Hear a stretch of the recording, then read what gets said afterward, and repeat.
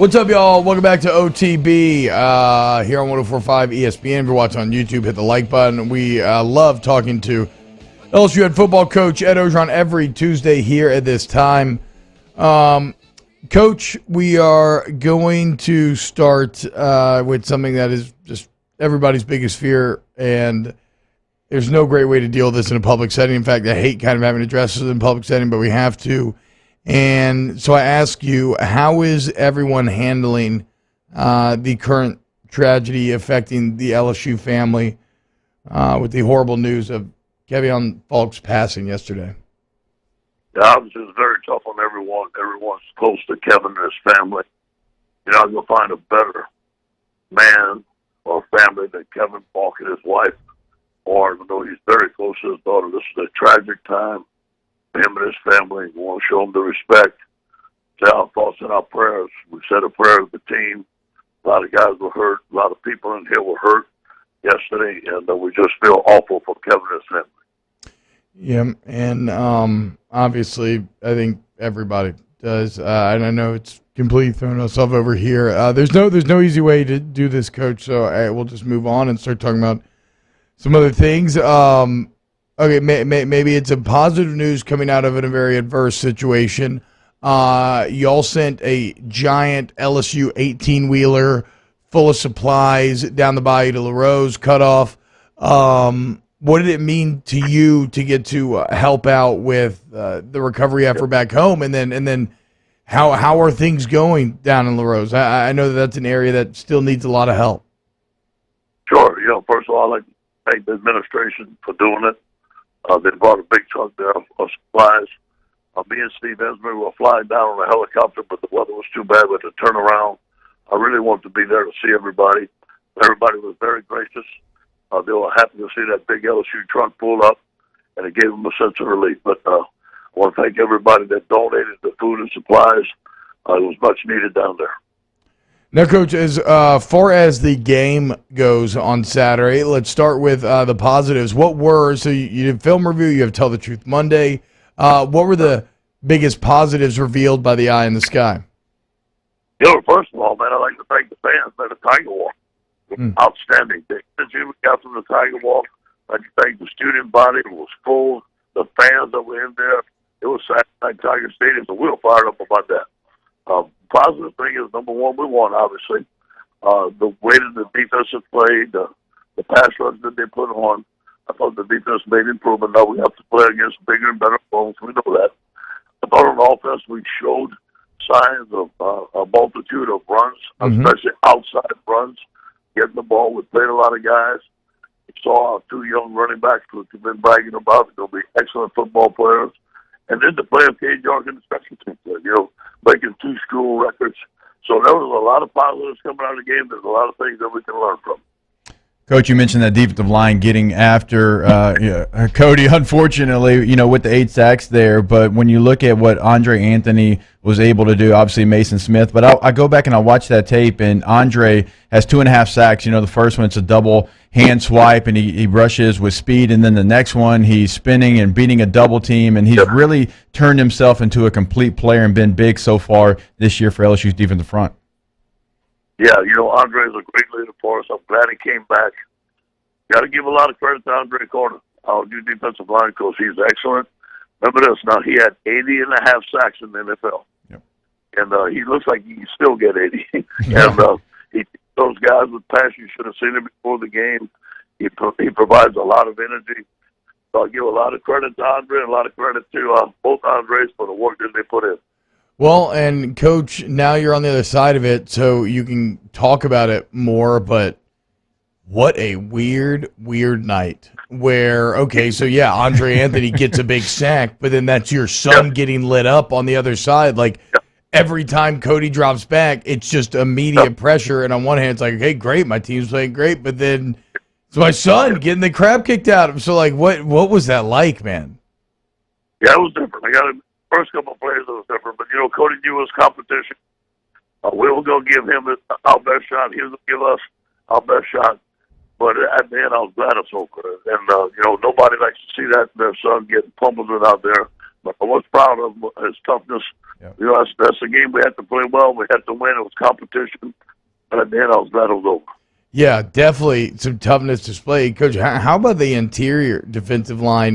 Mason Smith, Jaquela Roy. It was nice to see Jacoby and Guillory make a play, but especially Roy and Smith in the middle look like that could be a tandem for years to come. Yes, really happy to see that. Bob, all the years we've seen those these great defensive lines. And finally we have some guys I think that are very talented and that can answer up to the call of being a great defensive lineman at LSU. And those two guys have the makings of doing it. Now they have some work to do to get better, but they're showing signs.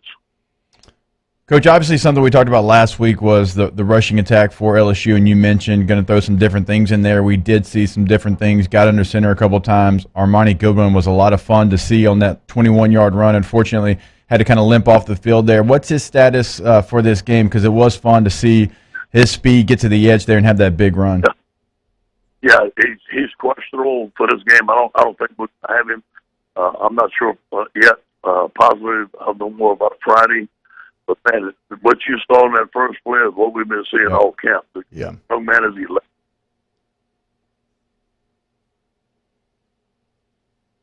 Hello? Hey, sorry, Coach. We lost you for a second there. Okay, we're back. Coach, okay, so those are some of the positives from Saturday. In terms of the areas of improvement, what did you all really focus in on and what needs to be fixed? Yeah. So first of all, protection. We still had some problems with protection. We're still working on them. And then the pace of the offense. We got to pick things up too slow. We got to get some hurry up in. We got to have different speeds, different times of the game. And we're going to work on that this week. Number one, for the offense. Number two is getting the ball down the field. You know, we got to take some shots. We got to find Keyshawn Butte. We got to protect the quarterback. We got to be able to throw the ball deep. That's LSU football. Coach, what is the status of some of the missing O-linemen? It definitely felt like you were feeling the absence of the two starting tackles in Chase and Hines. Yeah, you know, we're going to get Chase on back. He was practicing yesterday. We may get Austin back in practice today.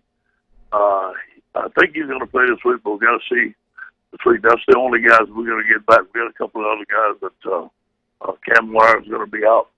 I'm not sure the status of Anthony Bradford yet. I'll know more on Friday. Coach, I know that Garrett Nussmeier was a guy who you said you wanted to get some seasoning, some reps coming into the game. He ends up getting in.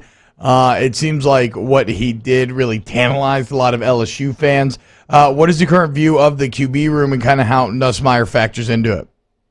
Yeah, I think Garrett did well, and he has been doing great all camp. He's a fire flow, man. He comes in there, he brings some energy, he can move around, extend plays with speed. Has a very strong arm, very accurate, and he has no fear. I mean, the guy's going to run in there, and he fires up the team. So, Max is our starting quarterback, but again, I have no problem putting in Garrett. Hey, Coach, what did you think about Max's play on Saturday? I know we talked last week, and you thought there's some things he improved on within the game. What would you like to see from him in this game against Central Michigan? Yeah, I think I really think he improved. He still missed a couple of throws, still missed a couple of reads, still holding on the ball a little bit too long. But again, that's coaching. That's getting used to what we actually going to do, simplifying things. We need to still take things off his plate.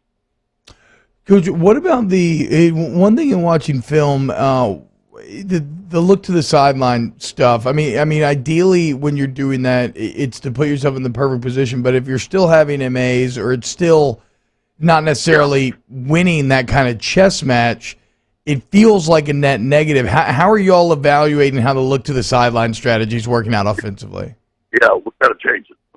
When we're taking too long, we're giving time for defenses to change, and we're changing the play, and they're changing the play. Not working. So obviously that has to be retooled, has to be rethought on how we're going to do things. Coach, finally, it's in the news, and I know legally it's kind of a little murky as to what you could say or not, but John Emery unavailable. Can you expound on that at all at this time? No, John's unavailable, just like I said yesterday. As I know right now, he's unavailable for the year, and I want to make this correct. That's all I said. What about what's the status of Trey Bradford after coming back to LSU? not sure yet. We're hopeful to have him eligible for this week when he is practicing. We'll find out a little bit more towards the end of the week. Hey, Coach, last one for me. Also, I don't want to forget about Corey Kiner. I know Marnie Goodwin had a couple of nice runs, but so did Corey Kiner. It was fun to see him kind of get in the end zone there late in the game with that outside zone that he ran. Can we expect to see a bunch of him against Central Michigan as well? Sure. Yeah, for sure. You're going to see Ty Davis-Price, Josh Williams, Corey Kiner. You're going to see those guys ready to go. And Coach, you mentioned the Tiger Walk last week. The student section was fantastic as well. You got any message for the fans for this Saturday night? Yeah, come on out. Come on out. We need you. The electricity, the energy that you bring to our team is a big reason for all our players coming here.